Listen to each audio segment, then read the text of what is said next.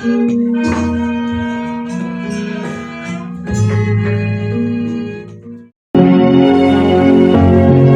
banyak kesempatan, setiap akhir tahun saya ini bernasib untuk cerita tentang nasib. Kenapa? Karena orang kadang-kadang menghadapi tahun yang baru, itu sering takut. Karena itu kalau sekarang ini sudah di pertengahan bulan Desember, memang orang kemudian lalu sibuk bertanya, nasibku bagaimana? Bahkan kadang-kadang ada yang menganggap biku juga sebagai tukang ramal nasib. Padahal kan biku katanya tadi Pak Ketua nasibnya jadi biku. Tapi nanti kita akan bahas tuh tentang nasib itu. Cuman ya begitu. Waduh Bante ini bagaimana nasib saya tahun depan. Mereka merasa takut menghadapi masa depan. Kalau yang secara umum saja orang mengatakan bagaimana ya masalah ekonomi tahun depan, apakah bisa kerja dengan enak, bagaimana kesehatan, bagaimana rumah tangga, selalu itu yang ditanyakan. Padahal sebetulnya tanpa Anda bertanya, sebetulnya Anda harus selalu siap dengan sesuatu yang terbaik. Kenapa? Kalau Anda ditanya, Anda bertanya kepada seseorang, kemudian dijawab, ya kamu nasibnya baik. Lalu Anda nganggur-nganggur, santai-santai, apa bisa nasibnya tetap baik? Ada orang diramal, bagaimana ya nasib saya tahun depan? Sukses, usahamu bagus. Wah kalau gitu saya tutup toko lah.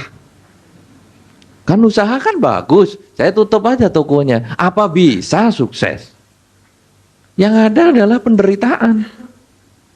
Wah ini mau tahun depan ini mau masuk tahun 2005 ini apakah saya bisa dapat jodoh ya? Bisa dapat. Tapi tidak pernah keluar dari kamar. Selama 2005 tidak pernah keluar dari kamar. Apa yang jadi? Ya dia dapat jodoh. Tukang plafon yang jatuh ke kamarnya dia. Salah nginjak plafon. Tapi secara logika kalau kita tidak bekerja, kalau kita tidak berjuang, tukang ramal nasib ngomong apapun juga sebetulnya tidak bisa mewujudkan harapan kita itu. Nah oleh karena itu, daripada Anda sibuk-sibuk di ramal nasibnya, kadang-kadang malah tukang ramal itu sering bikin masalah. Ngeramalnya yang mengerikan, tapi tidak dikasih solusi. Tahun depan kau akan sakit berat. Terus gimana nih cara ngatasinya? Terserah kamu gimana. Wah ini tukang ramal yang repot ini. Bener belum tentu, takut itu sudah pasti. Kalau sekarang, tahun depan kamu akan susah. Coba kamu mengerjakan ini. Bagaimana kamu melakukan kebajikan ini. Saya kira itu lebih bermanfaat. Tapi kalau hanya ngomong tahun depan kamu susah, repot. Nah kadang-kadang kalau tukang ramal yang tidak mau solusi, dia ngomong yang baik-baik aja. Kalau Anda diramal orang dan ceritanya selalu baik, sebetulnya tukang ramal itu tidak tahu solusinya. Bagaimana nasib saya tahun depan? Semuanya baik, semuanya lancar. Rumah tangga, bagus-bagus. Usaha baik, sukses.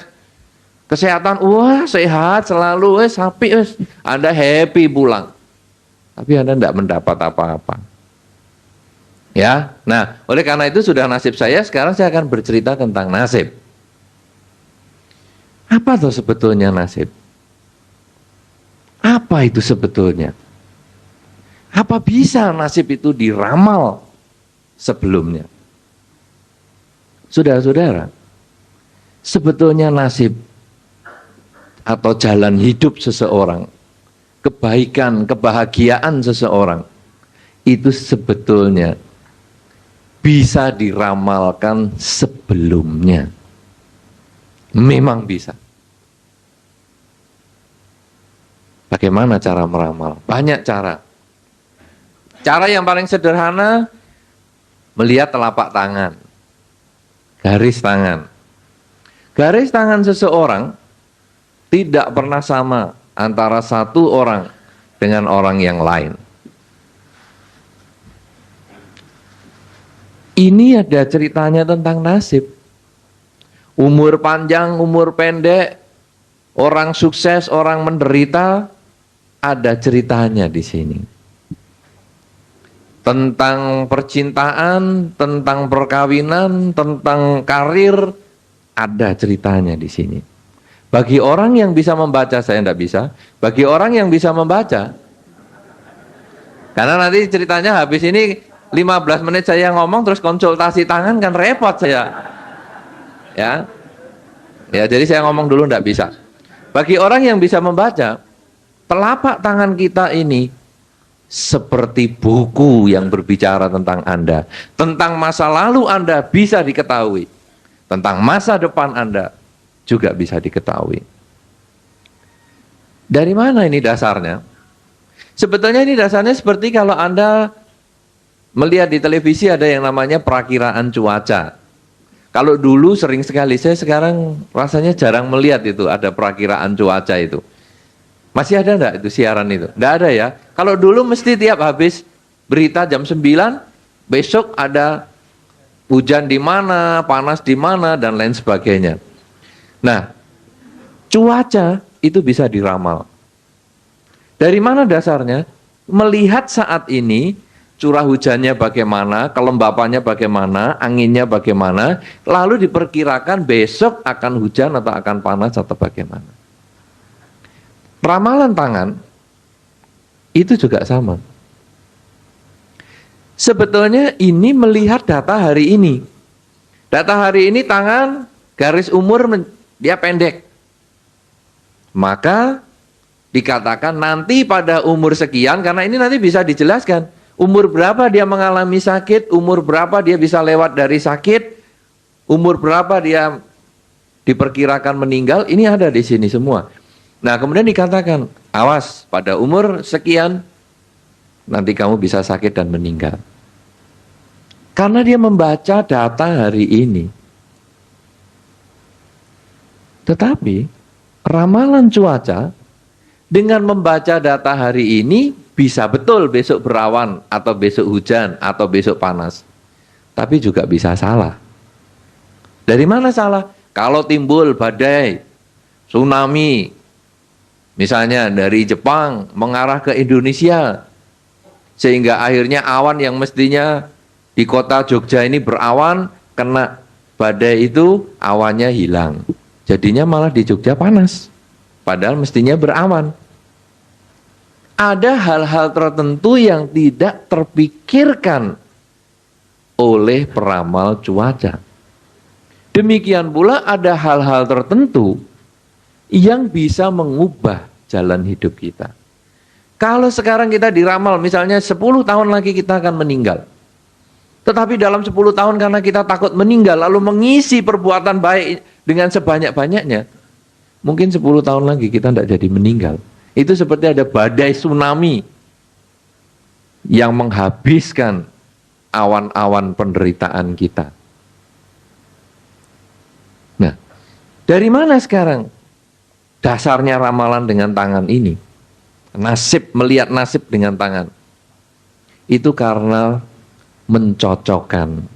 Jadi begini, pengalaman nenek moyang, dia melihat, wah si A kok sukses, si B kok sukses, si C kok sukses, si D kok sukses. Coba orang sukses-sukses ke sini, kumpul. Lihat tanganmu. Apa ya yang sama? Nah, dilihat. Oh, garis ini yang sama. Nah, kemudian dia lihat orang lain. Coba lihat tanganmu.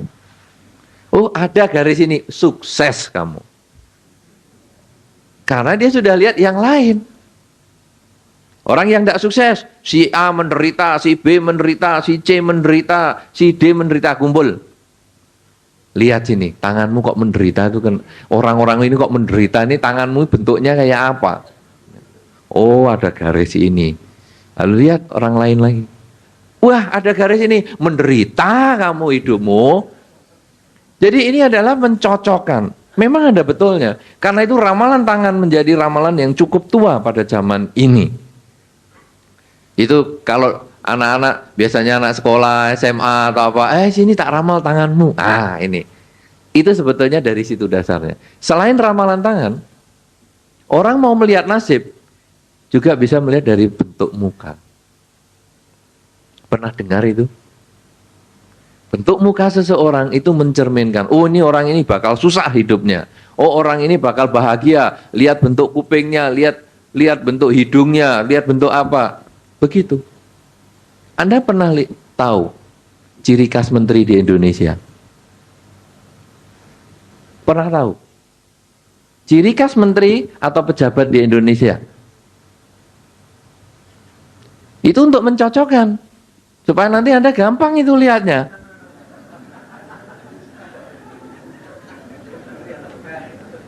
Hah? Tahu kesamaan para menteri dan pejabat di Indonesia? Secara fisik?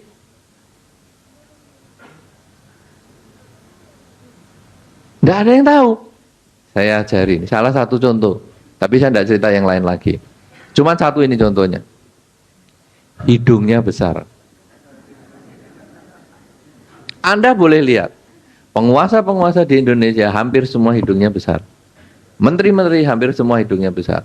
Karena itu kalau Anda sudah lihat hidung teman Anda, wah, hidung hoki loh.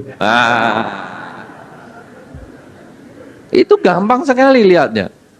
Kalau hidung tidak terlalu besar, tidak lama dia bisa memimpin. Gampang. Anda juga lihat bintang film tuh, cenderung hidungnya besar, hoki. Nah, jadi Anda kalau mau tahu atau mau nasibnya bagus, suntik lemak hidungnya. Besar-besar nanti. Tapi yang besar itu bermacam-macam, karena nanti besar boros juga ada. Itu nanti lihat lubangnya, lihat apa itu macam-macam. Kemudian Anda bisa lihat, oh ini jadi nomor 2 ya. Orang kalau mau sukses, lihat dari foto-foto itu ya, pejabat-pejabat. Kuping ini kalau difoto dari depan tidak kelihatan.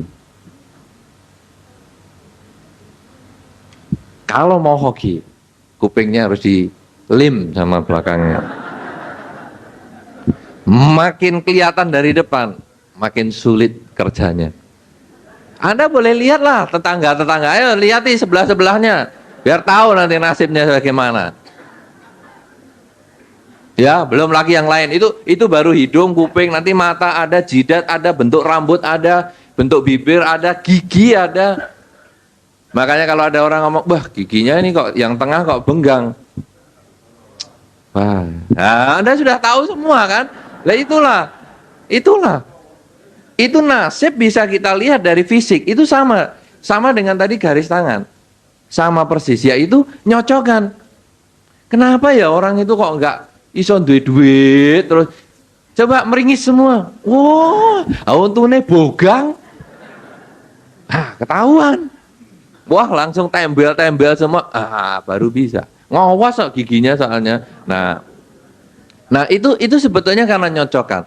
Jadi sebetulnya memang bisa dilihat. Itu tadi dengan tangan, bisa dengan muka, bisa dengan tanggal lahir. Tanggal lahir itu bisa dilihat.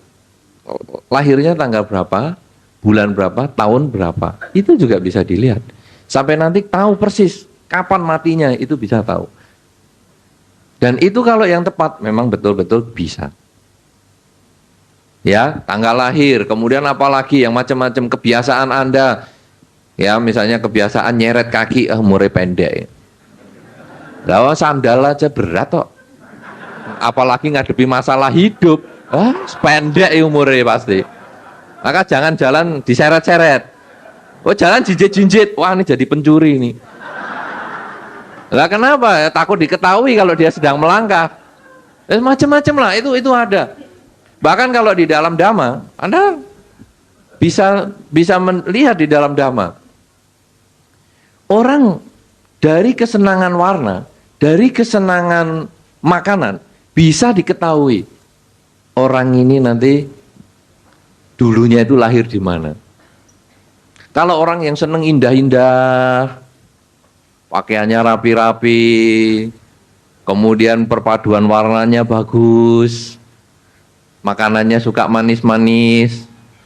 Jogja suka manis ya. makanannya manis-manis. Katanya dulu pernah lahir di surga.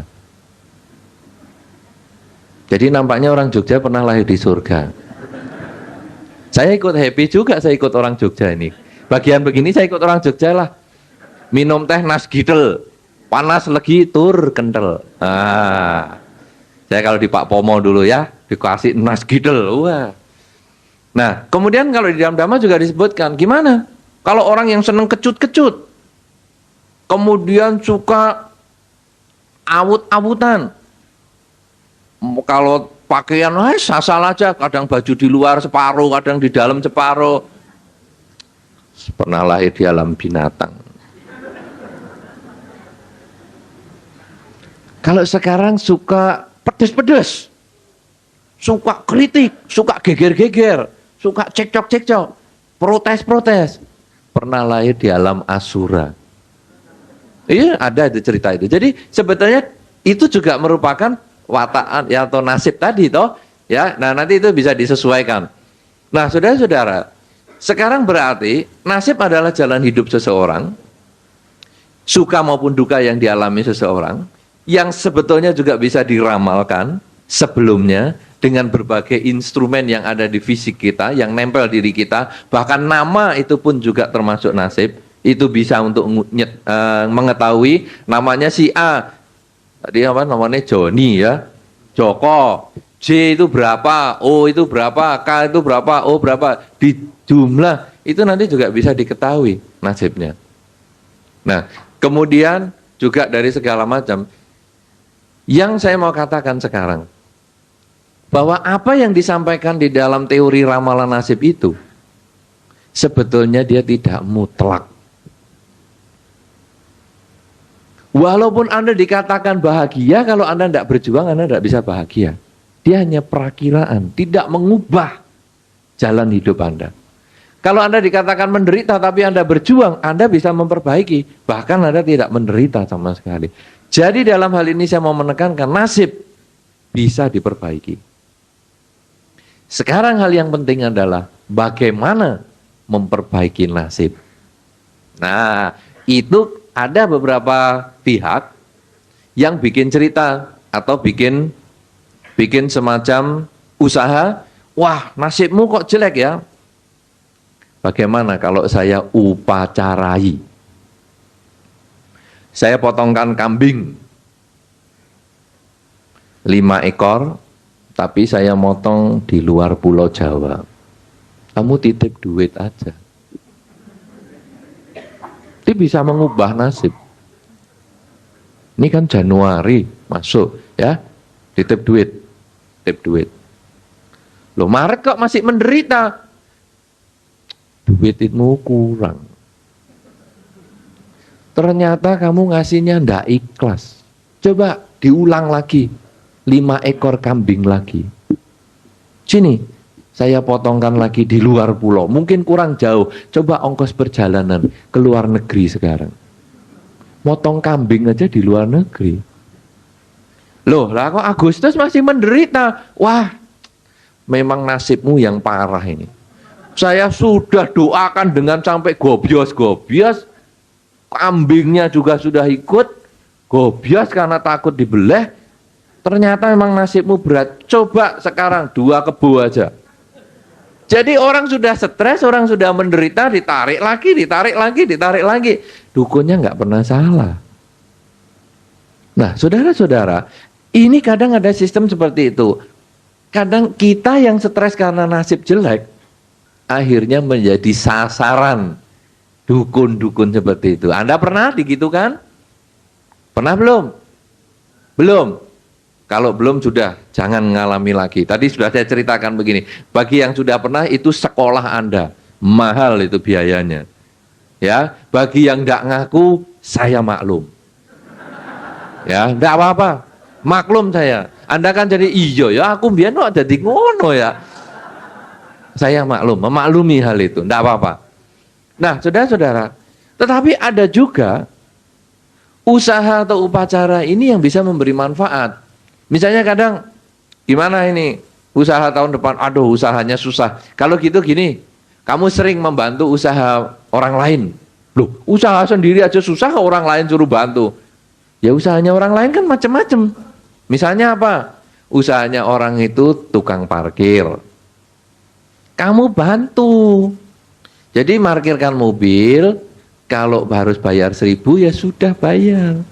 Jangan ngomel-ngomel, aku parkir cuma sebentar kok, 1.000. Ya. Ini kan parkir itu kan bukan masalah sebentar dan lama, tapi berhenti di situ enggak.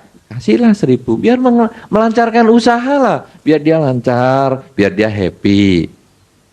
Pengemis di perempatan jalan, main musik, kita buka jendela. Kenapa tak kamu masih muda kok ngemis terus? Kerja dong, kamu kan masih kuat, masih gini. Ya sana kerja, tutup lagi. Lo pengemis itu enggak butuh nasihat Anda.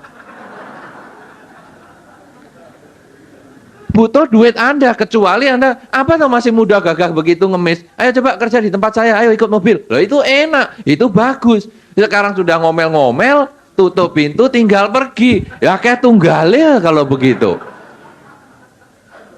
Nah, ini sering begitu. Ya mau kasih aja. Ini kan dia mau kerja, ya sudahlah daripada ngerampok, daripada apa, kasihlah 50 rupiah atau apa. Di sini berapa tuh, 100 atau 50? Ya 100 ya, kasihlah 100, sudah. Karena dia kan kerja, usahanya kan itu. Terus kalau di Jogja, saya kan dulu orang Jogja memang. Karena sekarang sudah KTP saya juga pindah. Kalau ada orang ngemis pagi, liane ae, lainnya seisu, esok-esok kok ngemis, diomeli itu kan ngemisnya. Siang, datang kok siang-siang loh, orang sibuk begini, ngemis, ngerepoti ya, lainnya ae. Sore mau tutup. Ini mau tutup, ini ngerti nggak baru toto ngemis ngerepoti ya. Jadi kapan dong ngemisnya salah terus? Nah ini bisa kejadian ya seperti itu. Nah akhirnya bagaimana? Akhirnya kita nggak punya kesempatan berbuat baik. Padahal kalau kita ngasih 100 rupiah, yang kita ngasih itu uangnya kurang 100 rupiah, kita nggak tambah miskin. Yang dikasih uang 100 rupiah ya ndak tambah kaya. Tapi di situ terjadi kesempatan berbuat baik. Sehingga seorang umat Buddha kadang-kadang waktu ngasih ke pengemis, dia malah ngomong dalam dirinya, terima kasih. Boleh juga ngomong sama si pengemis, terima kasih. Jangan kayak wong Jogja kalau si ngemis dikasih duit menengai bisu tak? Ngomong terima atur nuwun ra iso. Nah, jangan begitu. Ubah itu gaya hidup Jogjanya itu ya. Terima kasih. Nah, pengemisnya kan kaget, loh. Kok bisa ngono? Nah, kalau kamu ndak kesini, saya ndak punya kesempatan berbuat baik. Kalau lebih mengerikan, kalau kamu ndak kesini, saya ndak punya kesempatan membuang kesialan saya. Tahun ini saya diramal sial untuk sering berbuat baik. Nah ini kamu datang tak kasih 100. Ini sialku tak bagi-bagi. Wah takut pengemisnya besok datang lagi. Wes, hati-hati ngomong sama pengemis lain. Ojo ning kono. Weh, entuk sial. Takut. Ya, kan bahaya kalau udah caranya gitu. Ya, tapi ya kalau enggak ya kita ngomong terima kasih atau diem aja atau apa. Karena apa? Karena kita melancarkan usaha seseorang, maka kita juga akan panen usaha kita lancar. Karena di dalam dharma ini atau di dalam hukum alam ini, kalau kita mau menanam bunga seperti ini, tentu kita juga kita akan panen bunga ini juga. Karena tanam bunga yang sama, kita akan panen bunga yang serupa. Kalau kita mau tanam padi, kita juga akan panen padi. Kalau sekarang Anda ingin mendapatkan kesuksesan di dalam bekerja, kenapa kita tidak mulai menyukseskan orang yang kerja dengan memberi kepada pengemis tadi? Enak. Oh, saya kepingin mempunyai rumah tangga yang akur, aman, tentrem. Ciptakanlah sekarang. Kalau Anda kepingin memetik rumah tangga yang akur, aman, tentrem, Anda harus menanam akur, aman, tentrem kepada lingkungan Anda. Misalnya ada rumah tangga cekcok, Anda boleh kasih nasihat, cekcok. Itu kan dulu kamu kan ya nyari sendiri. Kenapa dicekcoki? Ya sudahlah, terimalah nasibmu. Sentuk kayak ngono ya sudah. Jangan malah ditambahi, bener, gebuki ae. Bagus itu. Oh emang orang nggak pantas kok itu kalau udah gitu pukul aja. Ayo tak sediakan ring. Oh. Saya kira itu salah. Dan itu kadang di dalam kehidupan kita bermasyarakat itu sering. Gara-gara kata-kata kita rumah tangga bisa cekcok. Tak kasih tahu ya.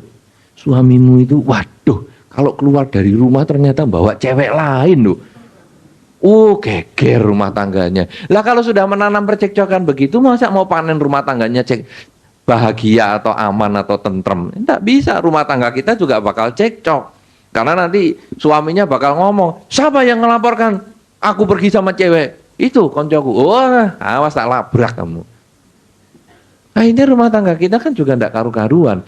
Karena itu kalau Anda ingin mendapatkan apapun juga di dalam kehidupan ini, tanam apapun juga itu kepada orang lain. Anda kepingin sehat? Pengen sehat enggak? Pengen enggak?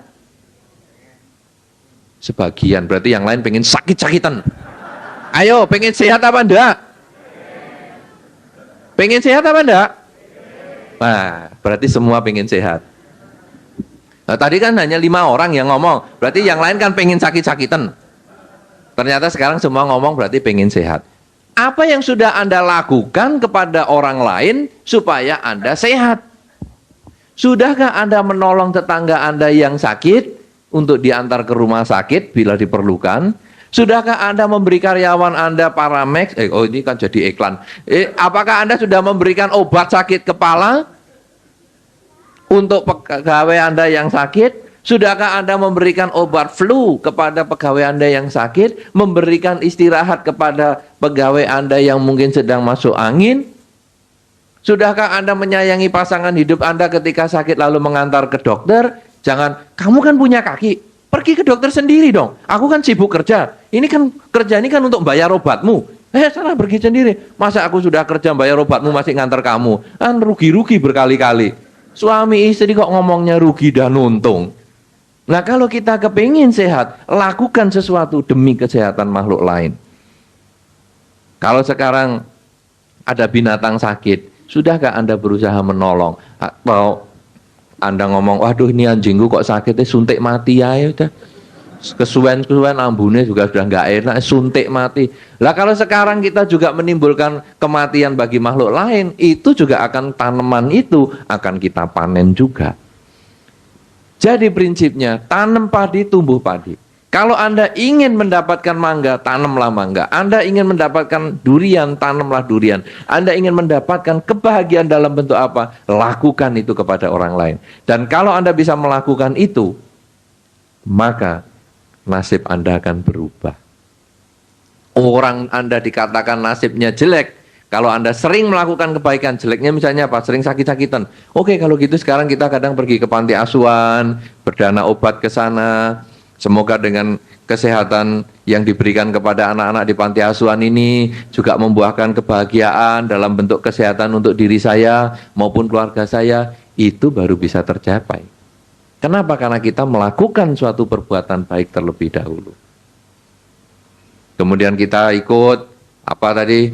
Semacam misalnya organisasi yang untuk pelestarian makhluk, satwa atau apa, ikut.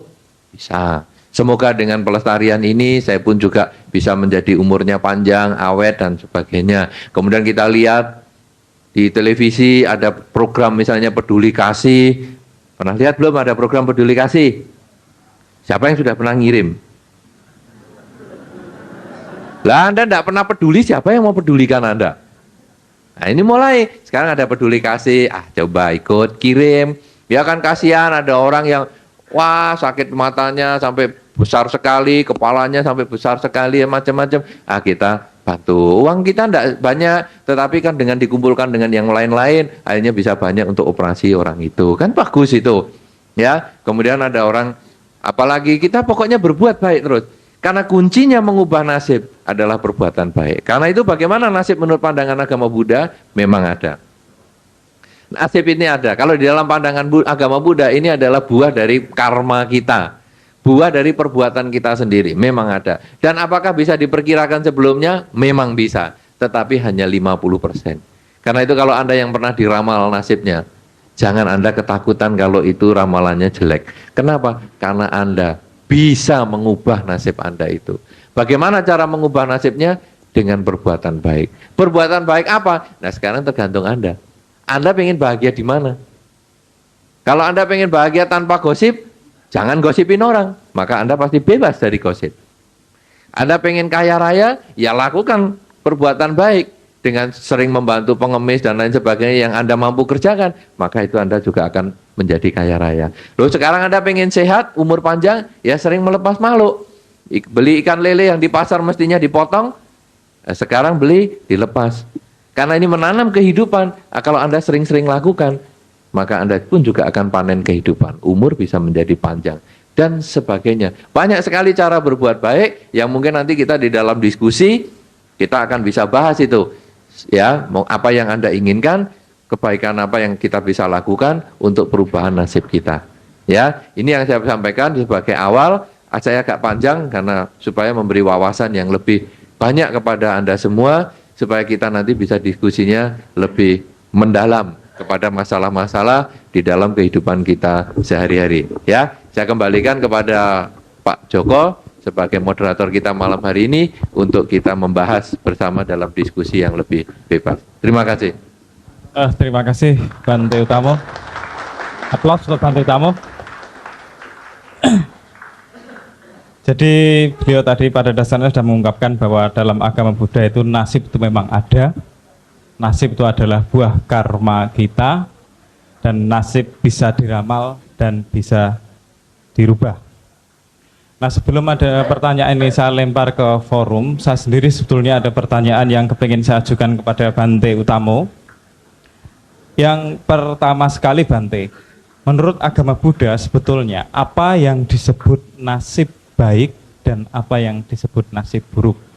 Misalkan apakah Bante menjadi seorang biksu, seorang biku itu adalah nasib baik ataukah nasib buruk? Kemudian yang kedua, apakah nasib kita itu bisa ditentukan dan dipengaruhi oleh makhluk lain, atau nasib kita bisa dipengaruhi oleh lingkungan sekitar kita. Dan yang ketiga ini pertanyaan yang pada dasarnya ada pada setiap orang, setiap manusia. Sebetulnya apakah cara yang paling efektif untuk melakukan perubahan nasib? Jadi mohon Bante untuk dijawab dulu pertanyaan ini sebelum dilempar ke floor. Terima kasih. Ya, nasib baik, nasib buruk, itu sebetulnya istilah itu hanya menunjuk pada tingkat kebahagiaan seseorang ketika menghadapi kenyataan yang disebutkan. Disebut nasib baik ketika dia berbahagia mengalami sesuatu masalah itu. Disebut nasib buruk ketika dia sedang menderita karena menerima kenyataan seperti itu. Jadi sebetulnya kalau kita mau lebih jelas lagi, siapa yang bikin nasib? Cara berpikir kita sendiri. Yang membuat nasib baik, nasib buruk, cara berpikir kita. Nanti kalau mungkin kita bisa diskusinya lebih mendalam, kalau kita bisa mengubah cara berpikir kita, sebetulnya yang ada di dunia ini nasib baik. Itu sebetulnya di kebudayaan Jogja sudah ada. Nah, contohnya bagaimana? Begini. Ketinggalan pesawat, nasib baik atau nasib buruk?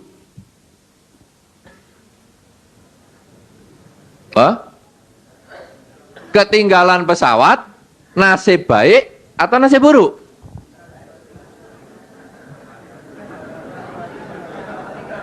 Nah, bisa baik, bisa buruk kan? Kenapa bisa baik? Kenapa kalau ketinggalan pesawat kok baik? Nah, kalau pesawatnya kepleset, untung. Nah, itu dalam kebudayaan di Jogja kan ada tabrakan. Sepeda motor rusak. Untung kaki nggak opo-opo. Cuman sepeda motor yang rusak. Loh, kakinya kena kok. Untung cuman kakinya, ndak kepalanya. Loh, kepalanya gegar otak. Untung cuman gegar otak, ndak meninggal. Loh, meninggal. Untung meninggal, nggak cacat lagi. Loh. Lah kalau untung terus kapan ruginya ini? Tapi itu saya akan menekankan di situ bahwa nasib baik, nasib buruk itu yang buat kita sendiri. Kalau Anda bisa melihat kejelekan Anda dan Anda bisa melihat dari sudut yang positif dengan mengatakan untung, Anda punya nasib baik di mana saja. Nggak naik kelas, untung nggak naik kelas. Adik kelasku ayu-ayu ya. Wah, ya orang tuanya yang untung anakku bodoh-bodoh gini jadi nggak lulus-lulus, kan kalau nggak kuliah kan jadi biayanya kan murah terus. Untung. Wah lah, kalau caranya gini ya kacau. Itu adalah kesempatan kita untuk menerima kenyataan dengan menyebut kata untung. Tetapi yang kedua, nasib ini kan harus bisa diubah. Bagaimana cara mengubah? Ketika kecelakaan tidak lecet, untung tidak lecet. Tapi kenapa ya saya kecelakaan? Lain kali jangan diulang. Jangan, Allah ini kan kaki tidak lecet, baleni lagi. Nah, ini yang salah. Kita harus perbaiki, karena itu nasib ada di tangan diri kita sendiri. Ketika lecet, kita juga ngomong, untung cuman lecet ya, tidak gegar otak. Tapi kita juga lain kali lebih hati-hati lagi, supaya jangan sampai kecelakaan, apalagi sampai lecet. Jangan malah dicoba. Aku kan punya karma baik, aku ngebut sambil merem coba. Karma baikku luar biasa kok. Nyawaku 9 kayak nyawa kucing. Wah, ini jelas orang yang nggak benar. Karena itu nasib baik, nasib buruk itu apa? Sebetulnya tingkat kebahagiaan seseorang yang itu sebetulnya kita bisa ubah. Nasib buruk kita bisa ubah tergantung cara berpikir kita. Sama dengan ketinggalan pesawat. Kalau Anda sekarang stres, apa saja yang Anda alami di dalam kehidupan Anda stres, ingatlah, kalau ketinggalan pesawat, bisa baik, bisa buruk. Anda harus mencari sisi baiknya, maka Anda merasa bahagia. Untung ya, dulu aku punya masalah itu, jadi bagian begini, kita bisa terbebas. Kalau Anda bisa cari itu, itulah kebahagiaan Anda. Yang kedua tadi tentang apakah bisa dipengaruhi makhluk lain ya? Ya. Baik. Apakah nasib kita bisa dipengaruhi makhluk lain? Bisa. Itu yang nanti disebut dengan disantet. Santet itu adalah mematengkan nasib yang jelek kita. Jadi misalnya si A, saya benci sama si A, kemudian si A mau saya bikin sakit. Wah, kemudian saya memancarkan gelombang penyakit. Ya, santet toh, gelombang penyakit. Itu memang dia bisa sakit. Cuman semua itu tetap tergantung pada karma baik orang tersebut. Karena santetnya ini hanya mematengkan karma buruk orang itu. Kalau memang orang itu sudah mestinya mau sakit, kemudian dikirim gelombang sakit, sakitlah dia.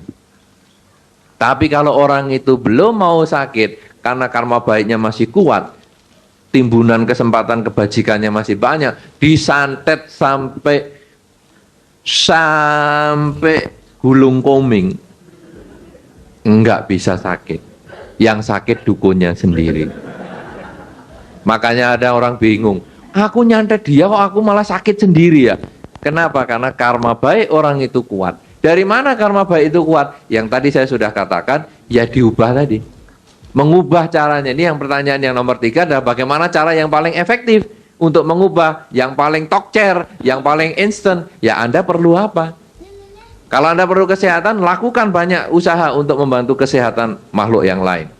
Kalau Anda kepingin sukses, lakukan banyak usaha demi kebahagiaan kesuksesan makhluk lain. Itu yang paling tokcer. Orang ngantuk kan dikasih bantal, jangan orang ngantuk dikasih buku. Nah, kalau sekarang Anda kepingin sukses, lakukanlah usaha-usaha yang menyukseskan usaha orang lain. Seperti ngasih tukang parkir yang dengan sewajarnya, ya, kasih pengemis, kemudian kasih ke yayasan-yayasan sosial, yatim piatu, dan sebagainya. Itu cara yang paling tokcer. Lebih tokcer lagi, kalau Anda melakukan perbuatan baik lebih maksimal. Dengan badan Anda, ucapan Anda, perbuatan Anda, tanpa harus takut dengan ramalan. Banyak orang berbuat baik setelah diramal jelek. Wah, ini tahun depan jiong ini. Wah, cepet-cepet berbuat baik banyak-banyak. Kalau sudah ndak jiong nggak berbuat baik. Ini di dalam bahasa umum disebut mental upahan. Mau berbuat baik hanya kalau ada upahnya. Ya toh? Jadi misalnya Anda tahu mental upahan itu apa? Pernah lihat ledek ketek? Belum. Ledek ketek. Sarimin gendong kayu. Kemudian kalau sudah bisa melakukan sesuatu, dia dikasih permen. Kasih kacang. Flipper, dolphin, juga begitu kan? Anjing laut, juga begitu kan?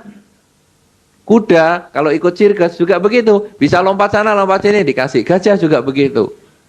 Kalau kita melakukan sesuatu demi untuk mengharapkan sesuatu, itu mental upahan.